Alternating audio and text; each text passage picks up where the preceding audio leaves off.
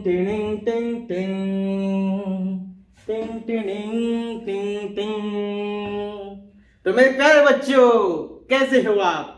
आज हम लोग यहाँ पे कुछ फन करेंगे और फन के साथ हम लोग कुछ पढ़ेंगे भी, ठीक है? तो हम लोग यहाँ पे लेके आए हैं कार्बन एन इंपॉर्टेंट एलिमेंट या फिर कार्बन एंड इट्स कंपाउंड। तो मेरा लुक कैसा लगा? बढ़िया लगा? तो मैं यहाँ पे सिखाने के साथ मस्ती भी करूंगा। मैं यहाँ सिखाने के साथ आप लोगों के साथ मस्ती भी करूंगा।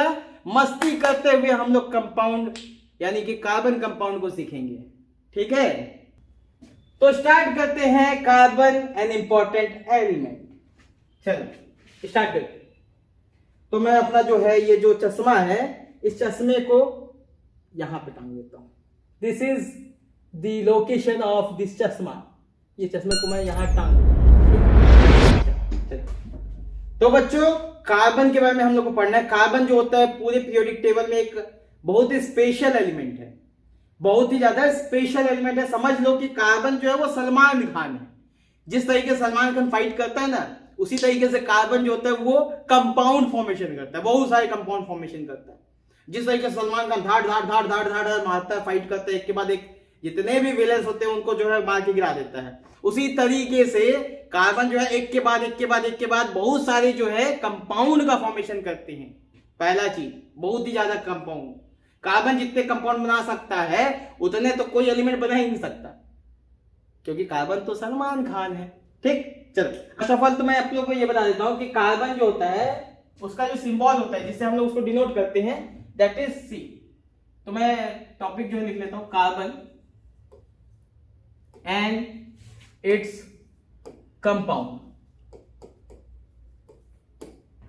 ठीक है?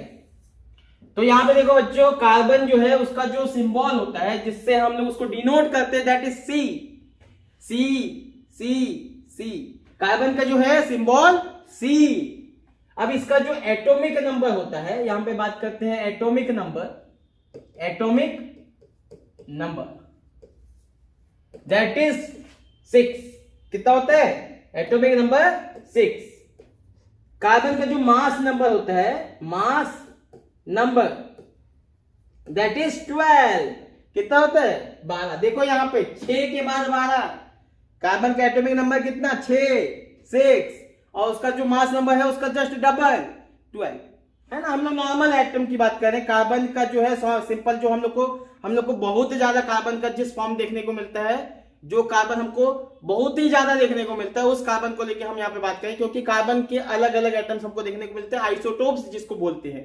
कार्बन हम लोग को कार्बन 12 के फॉर्म में देखने को मिलता है, कार्बन 13 भी देखने को मिलता है, कार्बन 14 भी देखने को मिलता है। इसका मतलब होता है कि कुछ ऐसे कार्बन के एटम्स है जिनका मास 12 है, कुछ ऐसे कार्बन है जिनका मास 13 है, 13। कुछ ऐसे कार्बन के एटम्स भी हमको देखने को मिलते हैं जिनका मास 14 है, 14। मतलब समझ सकते हैं कि छोटा भाई है, मझला भाई है और ये बहुत बड़ा भाई है। लेकिन इसमें से हम लोग को छोटे भाई को लेके अभी हम लोग बात करेंगे, क्योंकि सबसे ज्यादा हम लोग को ये छोटा भाई देखने को मिलता है, ठीक है बच्चों? चलो हम लोग ये फालतू बातें जो है उसको खत्म करते हैं और आगे की बातें करते हैं। कार्बन का एटॉमिक नंबर 6 होता है, कार्बन का जो है मास नंबर 12 होता है।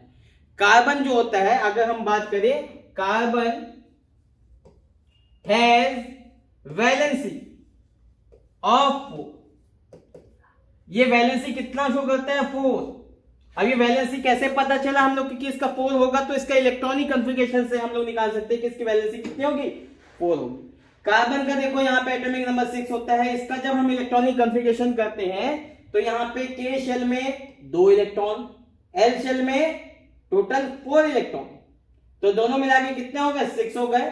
तो यहाँ पे देखो ये आखिरी शेल में कितने इलेक्ट्रॉन है? 4। जब भी कभी आखिरी शेल में 4 या 4 से ज्यादा हो जाए, 4 या 4 से ज्यादा हो जाए इलेक्ट्रॉन, तो हम लोग उसकी वैलेंसी निकालने, valence electron, valence electron, valence electron किसको बोलते हैं? क्या वैलेंस इलेक्ट्रॉन मतलब आखिरी शेल के इलेक्ट्रॉन को हम वैलेंस इलेक्ट्रॉन बोलते हैं। जब भी कभी वैलेंस इलेक्ट्रॉन 4 और ग्रेटर देन 4 हो जाए, ग्रेटर देन 4, तो उसकी वैलेंसी हम लोग कैसे निकालते हैं? वैलेंसी निकालने के लिए हम लोग को 8 माइनस वैलेंस इलेक्ट्रॉन करेंगे तो हमारे पास वैलेंसी निकल जाता है।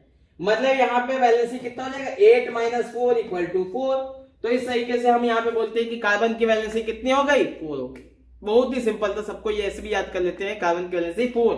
अब ये वैलेंसी 4 होने का मतलब क्या है? इसका मतलब ये है कि ये 4 बॉन्ड बना सकता है। कितना बॉन्ड बना सकता है बच्चों? 4 बॉन्ड बना सकता है। दूसरे एलिमेंट 4 बॉन्ड नहीं बना सकते।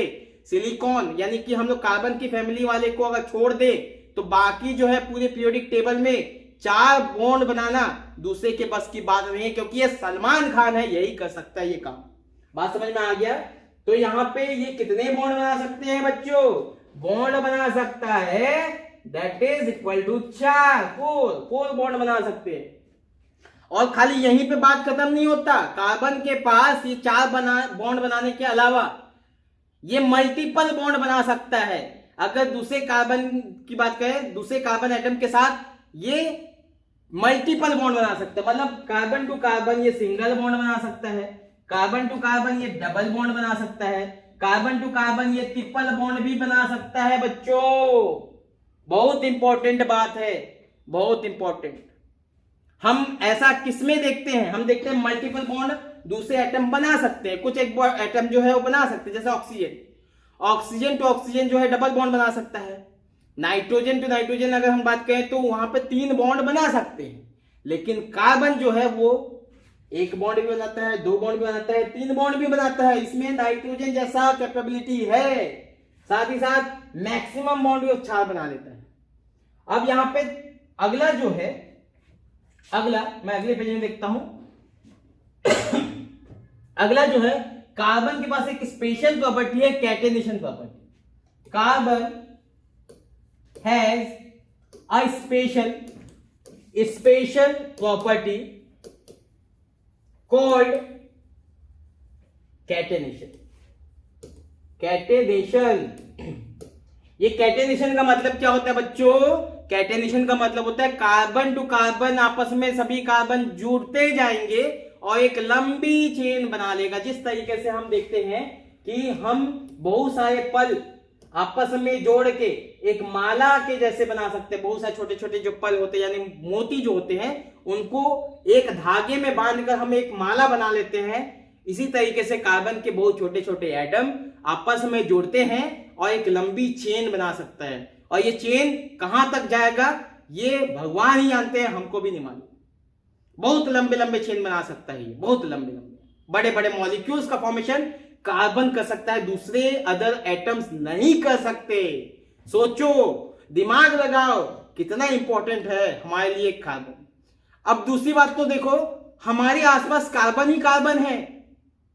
हम अगर कार्बन को ढूंढने जाएंगे तो हर एक जगह हमको कार्बन दिखाई देता है। Even we are made up of carbon. हमारे बिना, सॉरी मैं गलत बोल दिया, कार्बन के बिना हमारा अस्तित्व ही नहीं है। हम कभी भी कार्बन के बिना रह ही नहीं सकते। हम खाते कार्बन है, पीते कार्बन, पीते तो नहीं है, जो लोग पीते हैं उसकी बात नहीं कर, उसकी बात कर रहा हूं, है ना। हर कोई नहीं पीता, ठीक है। हम लोग तो वाटर पीते हैं और कई लोग जो है वो कार्बन पीते हैं। जैसे अल्कोहल हो गया, अल्कोहल में क्या होता है? कार्बन होता है, ठीक है। उसकी बात हम नहीं कर रहे, ठीक है। तो कई लोग जो है वो कार्बन पीते भी हैं, कार्बन खाते हैं, कार्बन पीते हैं, कार्बन पहनते हैं। हमने ये जो कपड़े पहने हैं वो किसके बने हैं? वो कार्बन के बने हुए हैं।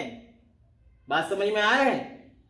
मतलब कार्बन एक ऐसा एलिमेंट है जो कि हर जगह हमको दिखाई देता है। मेडिसिन में बोलो, हमारे जो टेक्सटाइल इंडस्ट्रीज में बोलो, या फिर कोई जो है हम लोग बात करें जो फूड जितने भी होते हैं, जैसे ग्लूकोज हो गया, कार्बोहाइड्रेट की कैटेगरी में जाते हैं, ग्लूकोज हो गया, प्रोटीन हो गया, विटामिन हो गए, ये सभी के सभी कार्बन है। बात समझ में आ रहा है? कार्बन कौन है? सलमान खान है। कार्बन कौन है? सलमान खान है, ठीक। अच्छा, आगे हम लोग बात करते हैं ये कैटेनेशन प्रॉपर्टी के अलावा इसमें और क्या खास बात है। कार्बन का जो साइज होता है, size of carbon neither small nor big. Carbon का जो एटम होता है ना ही बहुत ही छोटा होता है, ना ही बहुत ही बड़ा होता है, मीडियम साइज का, मतलब ना ही वो बौना है, छोटा है, ना ही वो खली जितना बड़ा हाइटेड है, वो बीच का जो एवरेज है ना, लुक इसका अच्छा है, मतलब समझ सकते हैं। ठीक है, सलमान खान है ना भाई। ठीक, चल, तो यहाँ पे जो है कार्बन का जो साइज होता है वो ना ही बहुत ही छोटा होता है, ना ही काफी ज्यादा बड़ा होता है। अब इससे फायदा क्या है? इससे फायदा यह है कि इसके पास एक अलग तरीके के प्रॉपर्टी आ जाते हैं, कुछ प्रॉपर्टी मेटल जैसी होती है, क्योंकि मेटल के जो एटम्स होते हैं वो बड़े साइज के होते हैं। मेटल का जो एटम होता है वो बड़े साइज के होते हैं, नॉन मेटल का जो एटम होता है उनका साइज छोटा होता है, और इनका साइज कहीं बीच में लटका हुआ होता है। इसलिए हम लोग ये बोल सकते हैं कि कार्बन का जो एटम है उसमें कुछ प्रॉपर्टी मेटल की है और कुछ प्रॉपर्टी नॉन मेटल की है। मतलब ना ही ज्यादा इलेक्ट्रोपॉजिटिव है, ना ही ज्यादा इलेक्ट्रोनेगेटिव है। इलेक्ट्रोनेगेटिव और इलेक्ट्रोपॉजिटिव का मतलब मैं समझा देता हूं। इलेक्ट्रोनेगेटिव का मतलब होता है कि किसी भी एटम से इलेक्ट्रॉन को छीन लेना। The tendency to attract share pair of electron towards itself is called electronegativity. मैं यहां पे लिख देता हूं, ये देखो, ये एक एटम है और ये क्या करेगा, यहां पे एक दूसरा एटम यहां पे बना देता हूं, ये एटम है, ये उसका आंख है, और ये जो है उसका आंख, ऐसा हो गया। ये इसको बोल रहा है इलेक्ट्रॉन छीन लूंगा, इलेक्ट्रॉन छीन लूंगा। मतलब जैसे तुमने देखा ना पुष्पा मूवी, झुकेगा नहीं साला, मतलब ये किसी से झुकता नहीं है, सबसे छीन लेता है, सबसे इलेक्ट्रॉन छीन लेता है। ये जो इलेक्ट्रॉन छीन लेगा, जो इलेक्ट्रॉन बहुत आसानी से दूसरे के पास ले लेगा, वो अल्लू अर्जुन है, मतलब वो ज्यादा इलेक्ट्रोनेगेटिव है। बात समझ में आ गया? पुष्पा मूवी का अल्लू अर्जुन है वो।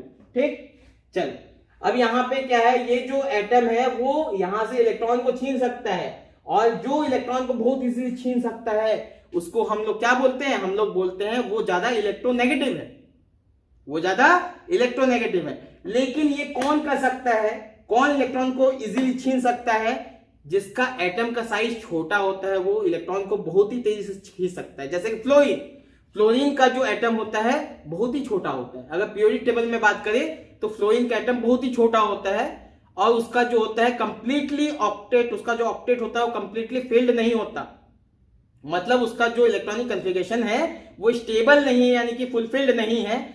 तो ये सामने वाले से इलेक्ट्रॉन क्या करता है? छीन लेता है, मतलब बहुत ही ज्यादा इलेक्ट्रोनेगेटिव है। लेकिन कार्बन जो था हमारा, ये ना ही बहुत ही ज्यादा छोटा है, ना ही बहुत ही ज्यादा बड़ा है। इसका मतलब ये इलेक्ट्रॉन चाहे तो लेगा, लेकिन हर किसी से छीन नहीं सकता। ये एक ऐसा एलिमेंट है जिसके पास एक नेता जैसा, जैसे नेता होते हैं ना, सभी के साथ बना के रखता है, सभी दूसरे के साथ नेता लोग क्या करते हैं? हाथ जोड़ते हैं, बोलते हैं कि भाई हमको क्या करो, वोट दे दो। वैसे ही जो है कार्बन जाता है, बोलता है कि अगर किसी के पास जाता है, बोलते हैं इलेक्ट्रॉन दे दो, सामने वाला देना चाहता है तो दे देता है, नहीं चाहता तो नहीं देता। बात समझ में आ गया? मतलब ये ज्यादा इलेक्ट्रोपॉजिटिव नहीं है, ना ही ज्यादा इलेक्ट्रोनेगेटिव। चलो, ये खासियत थी कार्बन की, कार्बन के एटम की। अब हम लोग आगे बात करते हैं कार्बन, इसका ऑक्यूरेंस कहां हो, ऑक्यूरेंस ऑफ कार्बन। ऑक्यूरेंस मतलब कहां कहां हम लोग को जो है ये कार्बन देखने को मिल सकता है, हमारे आसपास कहां कहां देखने को मिल सकता है। तो ये जो है अगर हम लोग बात करें तो इसके जो है in the form of carbonate के फॉर्म में हम लोग को अपने आसपास देखने को मिल सकता है, जैसे कि जिंक कार्बोनेट।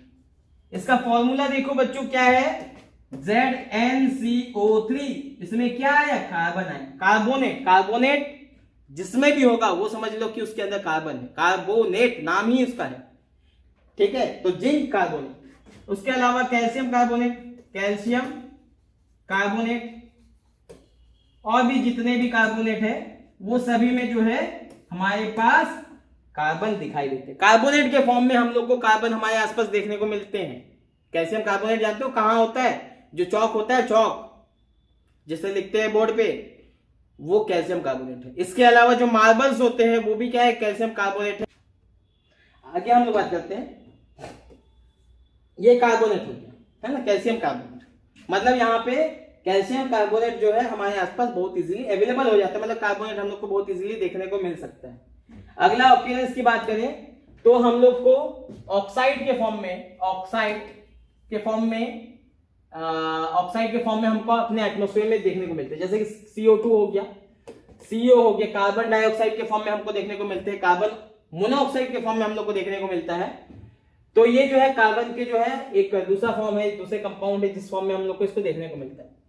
अगर कार्बन का प्योर स्टेट बात करें, carbon as a pure state हमको कहां देखने को मिलता है, तो यहाँ पे कोल हो गया, कोल, जैसे कि कोल में हमको प्योर स्टेट देखने को मिलेगा।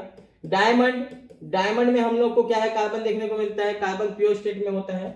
वैसे ही जो है ग्रेफाइट ये जो है यहाँ पे कार्बन हमको प्योर स्टेट में देखने को मिलता है। ये सभी चीजें में कार्बन प्रेजेंट है और वो भी अकेला कार्बन है, यहाँ पे कोई दूसरा एटम देखने को भी नहीं मिलेगी। बात समझ में आ गया। अगर हम बात करें इन फूड्स, इन ऑर्गेनिक कंपाउंड की बात करें, ऑर्गेनिक कंपाउंड, फूड भी क्या है, ऑर्गेनिक कंपाउंड है। तो ये ऑर्गेनिक कंपाउंड की बात करें तो यहाँ पे जो है हमारे पास जैसे ग्लूकोज हो गया, ग्लूकोज है ना, या हम लोग सीधा सीधा बोले कार्बोहाइड्रेट्स, जितने भी कार्बोहाइड्रेट्स है वो सभी में हमको क्या देखने को मिलता है, कार्बन देखने को मिलता है। देखो यहाँ पे नाम ही से पता चला कार्बो वर्ड यूज किया गया है, मतलब यहाँ पे कार्बन तो होगा ही होगा। और बिना कार्बन का हमारा जो है ग्लूकोज नहीं बन सकता और हमारा जो है फ्रुक्टोज नहीं बन सकता, यानी हमारे पास जो सुक्रोज वगैरह जितने भी कार्बोहाइड्रेट्स है वो बन ही नहीं सकते। इवन जो विटामिन होते हैं वो नहीं बन सकते, फैट जो होते हैं वो नहीं बन सकते। मतलब हमारे जो ऑर्गेनिक कंपाउंड्स है उसका राजा तो कार्बन ही है, क्योंकि कार्बन सलमान खान है। बात समझ में आया सबको? हाँ, तो चलो आगे देखते हैं। Carbon in textile industries. तो देखो कार्बन जो होता है, जैसे कॉटन हो गया, जैसे सिल्क हो गया, नायलॉन, ये सभी में जो है कार्बन एक बहुत ही इंपॉर्टेंट एलिमेंट जैसा काम करता है। ड्रग्स की बात करें तो ड्रग्स में भी हम लोग के पास क्या है, कार्बन होते हैं। ड्रग्स वगैरह जो है उसके अंदर कार्बन होते हैं। डाइज जो होते हैं, डाइज मतलब जानते हो बच्चों क्या होता है डाइज? कलर, जो कलर हम लोग देखते हैं ना, वो सभी कलर जो होते हैं फॉर्मेशन करने के लिए या कलर बनाने के लिए हम लोग को जो है मतलब कार्बन जो है उसमें एक एसेंशियल या इंपॉर्टेंट एलिमेंट की तरह काम करता है। तो इस तरीके से जो है कार्बन हमारे आसपास चारों तरफ है, कार्बन से हम घिरे हुए हैं। आगे हम बात करते हैं, अगला जो बात है कि कार्बन जो होता है उसका एक अलग से हम लोग जो है स्टडी करने के लिए, उसके कंपाउंड को स्टडी करने के लिए अलग से हमने क्या है, केमिस्ट्री के एक ब्रांच को खोल रखा है जिसको हम बोलते हैं ऑर्गेनिक केमिस्ट्री। ऑर्गेनिक केमिस्ट्री क्या है? ऑर्गेनिक केमिस्ट्री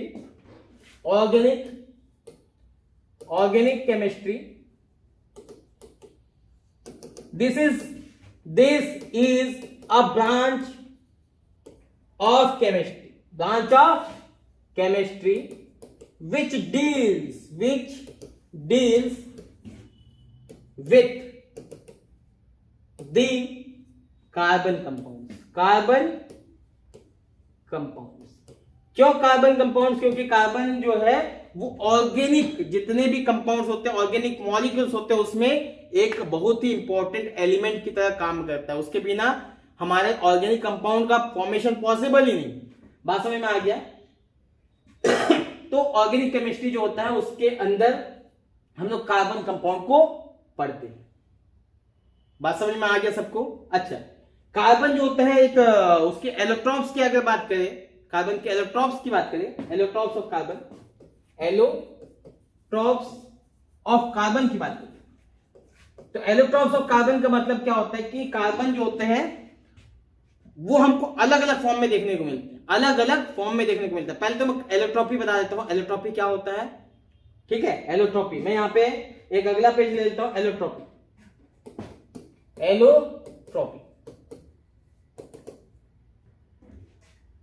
तो यहां पे हम लोग बोल सकते हैं कि when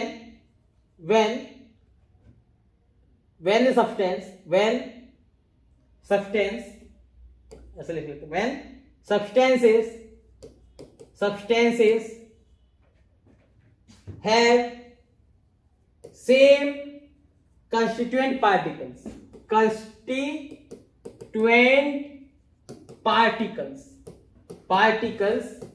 but difference in their structure, then they are called then they are called allotropes of each other, and this phenomena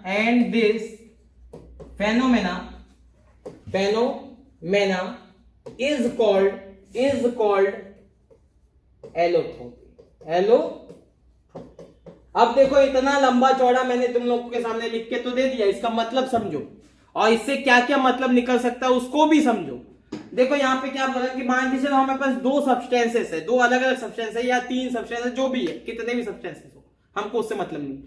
अगर हमारे पास कई सारे अलग अलग सब्सटेंसेस है, लेकिन वो सब्सटेंस बने किससे हैं, उनके जो फंडामेंटल पार्टिकल्स हैं वो पार्टिकल्स कौन से हैं, सभी में पार्टिकल्स सेम होने चाहिए। बात समझ में आ रहा है सबको? जैसे हमारे पास एक सब्सटेंस है ए और एक सब्सटेंस है बी, दोनों सब्सटेंस अलग अलग है, दोनों की प्रॉपर्टीज अलग अलग है, दोनों दिखने में अलग अलग है, लेकिन ये सब बने किससे हैं? मान के चलो किसी एक पर्टिकुलर पार्टिकल से बने। पर्टिकुलर पार्टिकल मतलब यहां पे मान लो पार्टिकल जो है, कोई एक पार्टिकल है, इस पार्टिकल का नाम हम लोग दे देते हैं एक्स। ये पार्टिकल एक्स से बना है, ये भी पार्टिकल एक्स से बना है, मतलब दोनों ही एक्स से बने हुए हैं, मतलब इनका कंस्टिट्यूएंट पार्टिकल क्या है? सेम है, इन दोनों का कंस्टिट्यूएंट पार्टिकल सेम है। अब जब कोई एक ही चीज से बना है तो हम बोलेंगे दोनों तो सेम हो गए, लेकिन ऐसा बिल्कुल नहीं होता, ऐसा बिल्कुल भी नहीं होता, क्योंकि ये पार्टिकल किस तरीके से अरेंज है, किस तरीके से उनका स्ट्रक्चर बना है, इसके ऊपर उनकी जो है फिजिकल प्रॉपर्टी डिपेंड करती है। केमिकल प्रॉपर्टी तो पार्टिकल के ऊपर डिपेंड करेगा, मतलब इसका जो केमिकल प्रॉपर्टी होगा, इसका जो केमिकल प्रॉपर्टी होगा वो सेम होगा। Chemical property only depends on the constituent particles, किस पार्टिकल से बने हैं उसके ऊपर केमिकल प्रॉपर्टी जो है वो डिपेंड करता है। बात समझ में आया? उनका जो रिएक्शंस होंगे वो किस तरीके से रिएक्शन करेंगे ये सेम हो सकता है, क्योंकि उनके कंस्टिट्यूएंट पार्टिकल सेम है। लेकिन अगर हम बात करें इनकी फिजिकल प्रॉपर्टी का, इनका अपीयरेंस का, इनका जो नेचर है उनकी बात करें, तो ये दोनों एक दूसरे से डिफरेंट हो सकते हैं, क्योंकि उनका स्ट्रक्चर अलग है। स्ट्रक्चर जब अलग होता है बच्चों, फटाफट से एक बार दोबारा रिकॉल कर लो, जब स्ट्रक्चर जब चेंज होता है उनकी फिजिकल प्रॉपर्टी में चेंज हो जाता है। फिजिकल प्रॉपर्टी डिपेंड करता है कि वो पार्टिकल किस तरीके से अरेंज है। बात समझ में आ रहा है? पार्टिकल जिस तरीके से अरेंज होंगे उसके ऊपर उनकी फिजिकल प्रॉपर्टीज डिपेंड करती है। तो यहां पे फिजिकल प्रॉपर्टीज उनकी अलग हो जाएगी, केमिकल प्रॉपर्टीज सेम हो जाएगी, तो इस फेनोमेना को हम लोग क्या बोलेंगे? एलोट्रॉपी बोलेंगे। बात समझ में आ गया सबको? इसको हम क्या बोलेंगे? एलोट्रॉपी। ठीक, चलो वापस मैं चश्मा पहन लेता हूं। हमने एलोट्रॉपी समझ लिया है, हमने एलोट्रॉपी समझ लिया है। एलोट्रॉपी का मतलब क्या हुआ? एलोट्रॉपी का मतलब हुआ कि जब कंस्टिट्यूएंट पार्टिकल सेम हो, मतलब केमिकल प्रॉपर्टी सेम हो और उनके जो अरेंजमेंट है वो अलग हो जाए, उनकी फिजिकल प्रॉपर्टीज अलग हो जाए, तो इसको हम एक दूसरे के एलोट्रॉप्स बोलेंगे। और ये जो फेनोमेना है, ये जो घटना है, इस घटने को हम बोलेंगे, घटना मतलब जानते हो ना, इंसिडेंट, कोई भी एक घटना घट जाना, ठीक है, समथिंग हैपेंस। क्या हैपेंस पता नहीं वो क्या हैपेंस, लेकिन यहां पे कुछ तो हुआ है, ये जो घटना हुआ है, इस घटने को हम क्या बोलेंगे? एलोट्रॉपी। बच्चों इनको हम क्या बोलेंगे? एलोट्रॉपी। ठीक, अब देखो यहां पे कहानी समझो। यहां पे हमारे पास दो सब्सटेंस ले लेते हैं, एक है हमारे पास डायमंड, एक हम लोग ले लेते हैं ग्रेफाइट। ये दोनों के दोनों जो है वो कार्बन से बने हैं, मतलब कंस्टिट्यूएंट पार्टिकल, मतलब इसके पापा दोनों के तो सेम है, इनके पापा जो है वो सेम है क्योंकि वो उन्हीं से बने हैं, लेकिन इनके जो बच्चे हैं वो अलग है, उनका जो प्रॉपर्टी है वो अलग है। डायमंड, डायमंड के लिए तो लोग पागल हो जाते कि डायमंड हमको चाहिए, डायमंड के लिए क्राइम हो जाते है ना।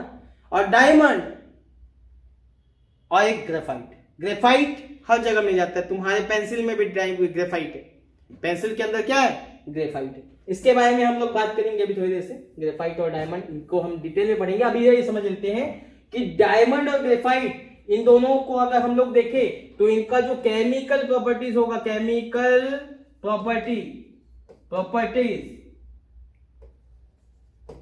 सेम होगा। केमिकल प्रॉपर्टीज सेम होने का मतलब इनका रिएक्शन एक जैसे होंगे, किसी भी चीज के साथ इन लोग को रिएक्शन करवाएंगे तो लगभग इनका केमिकल जो रिएक्शन है, यानी कि इनका रिएक्ट होने का जो तरीका है वो लगभग सेम होंगे, क्योंकि ये कंस्टिट्यूएंट पार्टिकल्स के ऊपर डिपेंड करता है। फिजिकल प्रॉपर्टी की बात करते हैं, फिजिकल प्रॉपर्टी दोनों की अलग हो, और फिजिकल प्रॉपर्टी के बारे में हम लोग बात करेंगे। डायमंड को देखो कितना शाइनी अपीयरेंस होता है, कितना हार्ड होता है, वहीं जो है हमारे ग्रेफाइट जो होते हैं वो सॉफ्ट होते हैं, इसके जैसा हार्ड नहीं होता है। ये ब्रिटल होता है, ये ब्रिटल नहीं होता है, मतलब किसी को अगर हम लोग चाहेंगे तो ग्रेफाइट को ऐसा टक से मारेंगे और ये ग्रेफाइट टूट जाएगा। डायमंड को जो है उसको टक से मारेंगे, ये बोलेगा कि हम तो नहीं टूटेंगे। बात समझ में आ गया, बात समझ में आ रहा है। डायमंड नहीं टूटता, इतना इजी नहीं है डायमंड के साथ खेल खेलना, ठीक है। ग्रेफाइट जो है वो टूट जाता है। डायमंड जो होता है वो बैड कंडक्टर ऑफ इलेक्ट्रिसिटी होता है, गुड कंडक्टर नहीं होता बेटा, वो बैड कंडक्टर ऑफ इलेक्ट्रिसिटी होता है। जबकि जबकि हम ग्रेफाइट की बात करें तो ग्रेफाइट जो होता है वो गुड कंडक्टर ऑफ इलेक्ट्रिसिटी होता है। हम अगर कभी भी इलेक्ट्रोलाइटिक सेल बनाते हैं तो उसमें जो रॉड यूज करते हैं, अगर हमको नॉन मेटल का यूज करना होता है तो हम कार्बन के रॉड का यूज करते हैं, मतलब वहां पे ग्रेफाइट का यूज किया जाता है। किसका यूज किया जाता है, ग्रेफाइट का यूज किया जाता है। Carbon rod graphite, carbon rod graphite, ठीक। तो यहां पे जो है ये बैड कंडक्टर यहां पे लिख देता हूं, इसका क्या क्या प्रॉपर्टीज है। पहला चीज तो है कि ये सॉफ्ट होता है, ब्रिटल होता है, ये लस्टरस भी होता है, लस्टरस ये भी होता है, लस्टरस। ये जो होता है हार्डेस्ट नेचुरल सब्सटेंस होता है, सब्सटेंस। बात समझ में आ गया, हार्डेस्ट नेचुरल सब्सटेंस है ये, सॉफ्ट ब्रिटल लस्टरस सब्सटेंस है। दूसरा देखो, यहां पे अगर हम ग्रेफाइट की बात करें तो ग्रेफाइट का जो होता है लेयर्ड स्ट्रक्चर होता है, लेयर्ड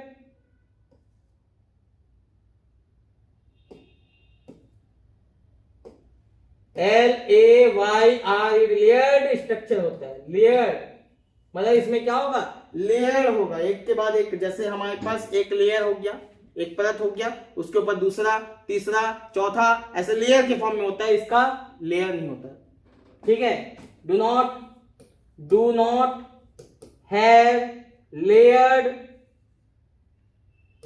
स्ट्रक्चर, इनका लेयर्ड स्ट्रक्चर नहीं है बेटा। अगर ये लेयर्ड स्ट्रक्चर है तो ये जो है ऐसा स्लिप करेगा, ऐसा स्लिप करेगा, ऐसा स्लिप करेगा, लेकिन डायमंड स्लिप नहीं करता है क्योंकि उनका लेयर्ड स्ट्रक्चर नहीं है। ग्रेफाइट से हम लिख क्यों पाते हैं, क्योंकि इनका लेयर्ड स्ट्रक्चर होता है। जब हम उससे लिखते हैं तो एक उसका लेयर आके चिपक जाता है, स्टिक हो जाता है, इसलिए जो है वो लेयर्ड स्ट्रक्चर है। लेकिन ये जो डायमंड है वो लेयर्ड स्ट्रक्चर नहीं है। बात समझ में आ गया। आगे हम लोग बात करते हैं, डायमंड जो होता है ये हाई मेल्टिंग पॉइंट होता है। इसका कितना होता है, हाई मेल्टिंग पॉइंट होता है। और सभी बच्चे इसको ध्यान से देखेंगे, इसका 3500 डिग्री सेल्सियस तक का जो है इसका मेल्टिंग पॉइंट होता है। इसका भी मेल्टिंग पॉइंट काफी हाई होता है। इसका मेल्टिंग पॉइंट जो होता है, मेल्टिंग पॉइंट की अगर बात करें तो इसका भी बहुत ही हाई होता है, 3600 डिग्री सेल्सियस होता है। 3600 डिग्री सेल्सियस, इसका 3500, दोनों के दोनों जो है उनका मेल्टिंग पॉइंट काफी हाई होता है, ठीक है। अगर हम इसकी डेंसिटी की बात करें, डेंसिटी देखो बच्चों, मैं यहां पे अलग से लिख रहा हूं, डेंसिटी 3.5 ग्राम पर सेंटीमीटर क्यूब होता है। इसकी डेंसिटी कितनी होती है, 3.5 ग्राम पर सेंटीमीटर क्यूब। अब देखो इसको याद करना कितना इजी है। यहाँ पे 3500 था, क्या था 3500, अब यहां पे उसी को देखो 3.5, देखो तो कितना मिलता जुलता है। 35 100 और यहाँ पे 3.5। हमको खाली 3 और 5 को याद रखना है बस, और कुछ नहीं करना, इतना सिंपल। इसका देखो, इसका अगर हम मेल्टिंग पॉइंट की बात करें तो ये 3600 है। अगर इसकी डेंसिटी की बात करें तो डेंसिटी जो होता है इसका एक रेंज को फॉलो करता है, जैसे 1.9 से लेकर 2.3 ग्राम पर सेंटीमीटर क्यूब तक इसका जो होता है डेंसिटी होता है। इसकी डेंसिटी एक रेंज को फॉलो करता है कि 1.9 वाला जो है इसकी डेंसिटी भी हो सकती है, या इसके बीच में कहीं पे भी जो है वो लाई कर सकते हैं। तो डेंसिटी जो होता है इनका अलग अलग है। फिजिकल प्रॉपर्टीज बात करें ना, सब फिजिकल प्रॉपर्टीज अलग अलग है, ठीक है। अगर हम लोग बात करें अगला कि 5th पॉइंट यहां पे लिख देता हूं, 5th पॉइंट, ये बैड कंडक्टर होते हैं। बैड कंडक्टर क्या होते हैं? Bad conductor of electricity. ये कैसे होते हैं? गुड कंडक्टर होते हैं। Good conductor, good conductor of electricity.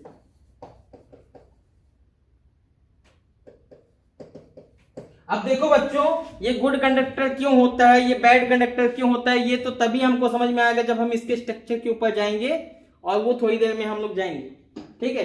तो ये जो है कुछ फिजिकल प्रॉपर्टीज मैंने इनके बारे में लिख लिया है। इस बात को ध्यान रखना कि इनकी जो है प्रॉपर्टीज, केमिकल प्रॉपर्टीज जो होती है वो सेम होती है, और जो फिजिकल प्रॉपर्टीज होती है वो अलग होती है। इनकी फिजिकल प्रॉपर्टीज उसके स्ट्रक्चर के ऊपर डिपेंड करता है, और केमिकल प्रॉपर्टीज जो होता है वो कंस्टिट्यूएंट पार्टिकल्स के ऊपर डिपेंड करता है। तो वापस से इस पेज में आते हैं हम लोग। एलोट्रोपी का मतलब समझ में आ चुका है। Allotropy of carbon, allotropes of carbon क्या क्या हो गए? हमने अभी देखा कि एलोट्रोप्स ऑफ कार्बन में डायमंड, डायमंड, डायमंड, ग्रेफाइट, और एक थर्ड है जिसको हमको आगे पढ़ना है। थर्ड जो है उसको भी हमको आगे पढ़ना है। नाम सुनेंगे, नाम सुनेंगे, बक मिस्टर फुलेरिन, यानी कि इसको हम फुलेरिन भी बोल सकते हैं। फुलेरिन तीसरा जो होता है इसका फुलेरिन, FULLERENE, फुलेरिन। और यहां पे जो है इसका एग्जांपल बक, BUC के बक, भक बोलते हैं भक, वैसे buck, buck mister, MINSTER, mister fullerene, fullerene इसका जो है एक एग्जांपल है। तो ये जो है एलोट्रोप्स ऑफ कार्बन आपको समझ में आ गया होगा कि इनके जो कंस्टिट्यूएंट पार्टिकल है वो सेम है, लेकिन इनका जो फिजिकल प्रॉपर्टीज है उसमें डिफरेंस होगा। बात समझ में आ गया? तो हम एलोट्रोपी के बाद आगे हम लोग बात करते हैं कि कार्बन हमको दो तरीके से हमको मिल सकता है। कार्बन जो होते हैं वो हमको बेसिकली दो तरीके से मिल सकते हैं। अगर हम नेचर में बात करें तो कार्बन, कार्बन वो दो तरीके से हमको मिल सकते हैं। एक होता है हमारे पास क्रिस्टलाइन, क्रिस्टलाइन फॉर्म में हमको मिलना, और दूसरा होता है एमोर्फस फॉर्म में, एमोर्फस। क्रिस्टलाइन स्ट्रक्चर या क्रिस्टलाइन जो होते हैं, सॉलिड जो होते हैं, यहाँ पे क्रिस्टलाइन सॉलिड लिख देता हूं, दे आर क्रिस्टलाइन सॉलिड। और ये जो है एमोर्फस जो होते हैं, एमोर्फस सॉलिड। इन दोनों का मतलब मैं समझाता हूं, ध्यान समझेंगे। क्रिस्टलाइन का मतलब होता है उनका एक डेफिनाइट स्ट्रक्चर होना। जब भी किसी चीज का डेफिनाइट स्ट्रक्चर होता है तो हम उसको क्या बोलते हैं? क्रिस्टलाइन। कोई सॉलिड जिनका डेफिनाइट स्ट्रक्चर होता है, डेफिनाइट स्ट्रक्चर होता है, उनको हम क्या बोलेंगे? क्रिस्टलाइन बोलेंगे। जिनका कोई डेफिनाइट स्ट्रक्चर नहीं होता, हमको कोई बोले कि उसका स्ट्रक्चर कैसा है, तो हम उसका स्ट्रक्चर बता ही नहीं पाएंगे, क्योंकि उनका कोई डेफिनाइट है ही नहीं। अलग अलग तरीके के स्ट्रक्चर हो सकते हैं, तो इनको हम बोलते हैं एमोर्फस सॉलिड। तो एमोर्फस कार्बन की बात करें या क्रिस्टलाइन कार्बन की बात करें तो क्रिस्टलाइन में हमारा जो है ग्रेफाइट, ग्रेफाइट, जो हमारा डायमंड, डायमंड, जो हमारा फुलेरिन, फुलेरिन, ये सभी के सभी जो होते हैं ये क्रिस्टलाइन सॉलिड होते हैं, क्योंकि इनका एक डेफिनाइट जो है स्ट्रक्चर होता है। अगर हम एमोर्फस सॉलिड की बात करें तो इनका कोई डेफिनाइट स्ट्रक्चर नहीं होगा। तो इसका एग्जांपल है जैसे कोल, चारकोल, चारकोल, ये सभी के सभी क्या है? एमोर्फस कार्बन होते हैं। इनका कोई डेफिनाइट स्ट्रक्चर नहीं होता। बात समझ में आ गया सबको? क्लियर है? अब देखो यहां पे ग्रेफाइट, डायमंड और फुलेरिन, इनके हम स्ट्रक्चर की बात करने वाले हैं। तो ग्रेफाइट के लिए यहां पे मैं अलग से लिख देता हूं, यहां पे कोई दूसरा कलर लेता हूं, ये ब्लू, ग्रीन, येलो ले लेते हैं, ठीक। येलो येलो डर्टी फेलो, ठीक है। तो डर्टी फेलो को ले लेते हैं। तो क्रिस्टलाइन सॉलिड में हम लोग बात करने वाले हैं ग्रेफाइट। ग्रेफाइट का जो स्ट्रक्चर होता है that is hexagonal, hexagonal structure. याद रखना बेटा इसको, हेक्सागोनल स्ट्रक्चर। ग्रेफाइट का हेक्सागोनल स्ट्रक्चर होता है, इसको सभी याद रखेंगे। हेक्सागोनल स्ट्रक्चर, हेक्सागोनल का मतलब क्या होता है? इसका मतलब कुछ ऐसा, ये देखो ये हेक्सागोनल स्ट्रक्चर है। कैसा स्ट्रक्चर है? हेक्सागोनल। देखो इसके कितने कोने हैं? 1 2 3 4 5 6। कितने कोने हैं बेटा? 6 कोने हैं। कितना कोना? 6 मतलब अगर हम 6 को हेक्स बोलते हैं, हेक्स। गोनल मतलब उसका कोना। कितने कोने हैं? 6 कोने हैं, मतलब इसका स्ट्रक्चर कैसा होगा? हेक्सागोनल होगा। हेक्स मतलब 6, बात समझ में आ गया। और गोनल मतलब इसके जो कोने हैं, ठीक है। कॉर्नर, कितने कॉर्नर है? 6 कॉर्नर, हेक्सागोनल स्ट्रक्चर। दूसरा इंपॉर्टेंट चीज क्या है कि अगर हम इसके स्ट्रक्चर को देखें तो ये लेयर्ड होते हैं, लेयर्ड, LAYRED, लेयर्ड, RED, ठीक। लेयर्ड स्ट्रक्चर होते हैं। लेयर्ड मतलब क्या होगा कि इसके नीचे देखो एक दूसरा ये लेयर हो गया, ये कुछ ऐसा बना लेते हैं। ये जो है ये ग्रेफाइट है, देखो यहां ये ग्रेफाइट है।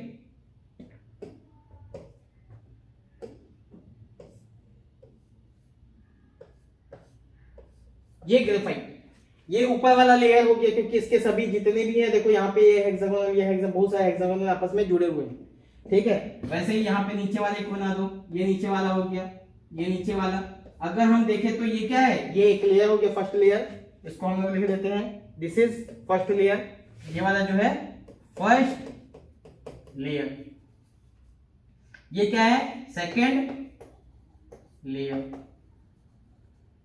ये फर्स्ट लेयर और ये सेकेंड लेयर। अब ये देखो एक लेयर दूसरे लेयर के साथ जुड़े हुए होते हैं, लेकिन इनके जुड़ने के लिए जो फोर्स ऑफ अट्रैक्शन काम करता है ये बहुत ही वीक होता है। मतलब इसके अंदर भी हम लेयर देखें तो लेयर, ये पहला लेयर, ये सेकेंड लेयर, इनके बीच में एक फोर्स ऑफ अट्रैक्शन काम करता है। ये फोर्स ऑफ अट्रैक्शन है, ये फोर्स ऑफ अट्रैक्शन है, ये फोर्स ऑफ अट्रैक्शन है। ये जो कॉर्नर है इसके साथ मिल गया, ये वाला कॉर्नर इसके साथ मिल गया, ये वाला कॉर्नर इसके साथ मिल गया।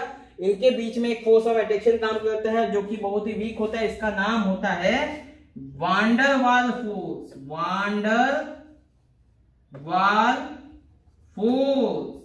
ये जो वान डर वाल फोर्स होता है ये सबसे कमजोर फोर्स होता है, बहुत ही कमजोर, एकदम कमजोर सा फोर्स।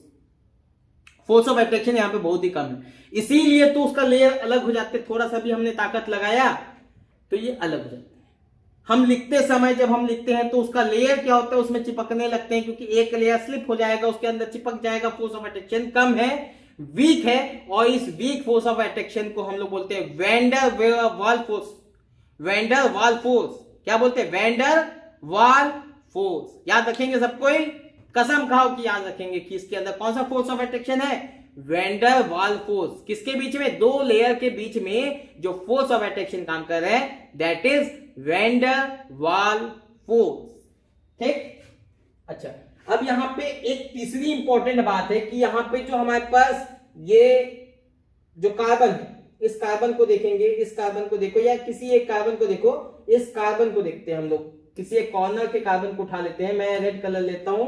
ये देखो, ये एक कार्बन है, ये कार्बन है, ये कार्बन है, ये कार्बन है, ये कार्बन है, ये कार्बन है, ये सभी कार्बन है। और इसके आगे भी हम चाहे तो बना सकते हैं, जैसे मान लीजिए ये आगे निकल गया, ये आगे निकल गया, ऐसा टाइप का जो है, ये यहाँ पे भी कॉर्नर पे जो है, यहाँ पे आगे भी जाके हमारे पास कार्बन के एटम होंगे। अब यहाँ पे देखो, इस वाले कार्बन को उठाते हैं हम लोग, इस वाले कार्बन पे देखो कितने बॉन्ड्स बने हैं, कितने बॉन्ड्स बने हैं बच्चों, गिन के देखो। एक बॉन्ड तो हमारे पास ये हो गया, एक बॉन्ड हमारे पास ये हो गया, एक बॉन्ड हमारे पास ये हो गया। टोटल कितने बॉन्ड है? 3 बॉन्ड। और ये 3 बॉन्ड को बनने के लिए यहाँ पे 3 इलेक्ट्रॉन का यूज किया गया है। कितने इलेक्ट्रॉन का यूज किया गया है? 3 इलेक्ट्रॉन का यूज किया गया है, क्योंकि एक बॉन्ड को बनाने के लिए 1 इलेक्ट्रॉन का यूज करते हैं। तो 3 बॉन्ड को बनाने के लिए कितने इलेक्ट्रॉन यूज किए होंगे? 3 इलेक्ट्रॉन यूज किए गए होंगे। अच्छा, 3 इलेक्ट्रॉन हमने यूज किए, बहुत अच्छी बात है, लेकिन इस कार्बन के पास था कितना इलेक्ट्रॉन? इसकी वैलेंसी कितनी होती है? 4, 4। मतलब ये 4 बॉन्ड बना सकता था। 4 बॉन्ड क्यों बना सकता था? क्योंकि इसके पास 4 इलेक्ट्रॉन थे मतलब है, अभी भी मर नहीं गया है, वो अभी भी जिंदा है, अभी भी है उसके पास 4 इलेक्ट्रॉन है। 3 का उसने यूज कर लिया, एक जो इलेक्ट्रॉन है वो अनयूज्ड इलेक्ट्रॉन है, वो फ्री है। बात समझ में आ रहा है? इनका 1 इलेक्ट्रॉन फ्री है, और इस 1 इलेक्ट्रॉन के फ्री होने के कारण से जो इलेक्ट्रॉन फ्री है उसको मैं यहां बना देता हूं, ये फ्री इलेक्ट्रॉन है। ये फ्री इलेक्ट्रॉन के कारण से ये इलेक्ट्रिसिटी कंडक्ट कर सकता है, ये इलेक्ट्रिसिटी कंडक्ट कर पाता है। कभी भी अगर हम लोग इलेक्ट्रिकल कंडक्टिविटी की बात करते हैं तो वो 2 ही कारण से इलेक्ट्रिसिटी को कंडक्ट कर पाता है, या तो उसके पास फ्री इलेक्ट्रॉन हो, या तो वो आयंस के फॉर्म में हो, कोई चार्ज पार्टिकल हो। और इलेक्ट्रॉन भी क्या होता है? चार्ज पार्टिकल होता है। मतलब इलेक्ट्रॉन की वजह से यहां पे ग्रेफाइट इलेक्ट्रिसिटी कंडक्ट कर पाता है। मेटल में भी सेम ऐसे ही होता है, मेटल भी जो होते हैं उनके अंदर भी जो फेनोमेना है सेम होता है। मेटल के पास भी फ्री इलेक्ट्रॉन्स होते हैं। बात समझ में आ गया सबको? तो यहां पे इसके इलेक्ट्रिसिटी कंडक्ट करने के पीछे रीजन है इसके पास फ्री इलेक्ट्रॉन का होना। तो यहां पे मैं लिख देता हूं अगला पॉइंट जो होता है दैट इज फ्री इलेक्ट्रॉन्स। ठीक है, यहां पे कहां लिखूं बेटा? जगह ही नहीं दिख रहा है मेरे को। तो चलो एक काम करते हैं, यहाँ पे फ्री इलेक्ट्रॉन्स लिख देता हूं, फ्री इलेक्ट्रॉन्स। बात समझ में आना चाहिए, है ना?